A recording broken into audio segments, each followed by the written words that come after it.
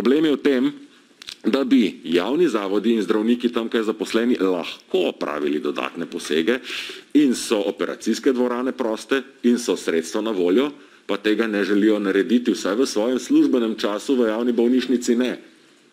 Imajo pa toliko več časa in energije, da iste posege opravljajo kot zasebniki.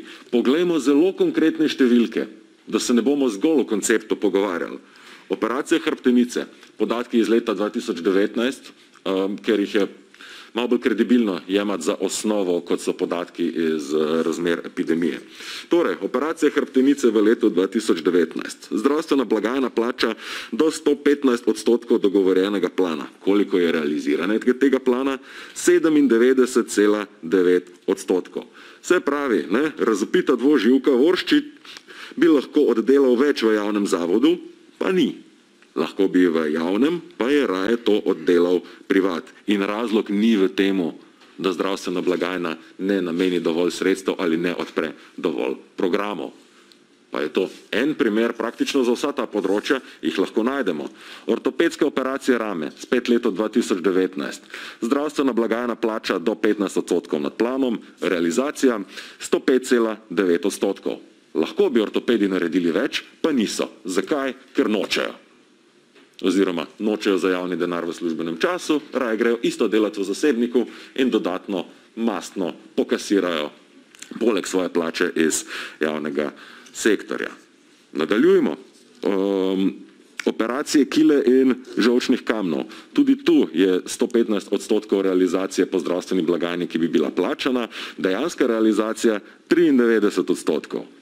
Za operacije hrbtenice sem vam že povedal, imamo številne druge ortopedske operacije, prav tako niso bile opravljene v 115% obsegu, kolikor bi jih bila zdravstvena blagajna pripravljena plačati. Zakaj ne? Ja, zato, ker vsi vemo, kako so se ortopedi prihajali poštempljati v javno bolnišnico in potem so šli delati privat. Torej ne drži, da oni bi pa ne morejo. Tudi na področju ortopedije, ki ste ga gospa Jeraj posebej izpostavila, tako kot neki, ja, pa sej to, kar so oni naredili, je narobe, ampak je pač treba razumeti, zaradi tega, ker zdravstvena blagajna ni jim financirala dovolj posegov. Ja, pač ni res, 320 ortopedskih posegov bi lahko bilo izvedenih, sredstva so bila, zdravstvena blagajna je pripravila programe oziroma bi plačala programe, pa niso bili izvedeni. Torej ne zaradi tega, ker jih ne bi mogli izpeljati, ampak zaradi tega, ker jih niso hoteli. In to niso neki outlieri, anomalije.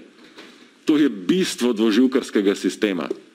Ker če boš ti korektno opravil svojo službo v javni bolnišnici, v kateri si zaposlen, tudi pri obstoječih kapacitetah, če ravno se lahko pogovarjamo o tem, koliko so podhranjene, bi bile čakalne vrste bistveno daljše. Ja, ampak če ti delaš zraven javne službe še kot zasebnik, ti nočeš imeti krajše čakalne vrste. Ker so razmeroma kratke čakalne vrste razlog, da ti nimaš popoldanskega biznisa, da ne boš služil dodatno. In tukaj smo pri inštitutu dvoživkarstva.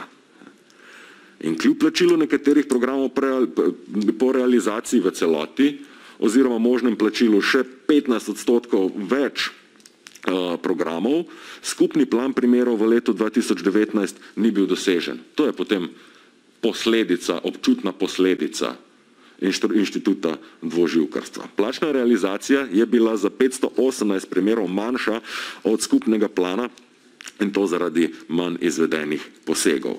1097 manj posegov z področja abdominalne kirurgije, 320 ortopedskih posegov manj, kot bi jih lahko bilo, te sem že omenil. Imamo 216 kirurških zdravljenj rakave bolezni, ki bi lahko bile in bi bile plačane, pa niso bile narejene.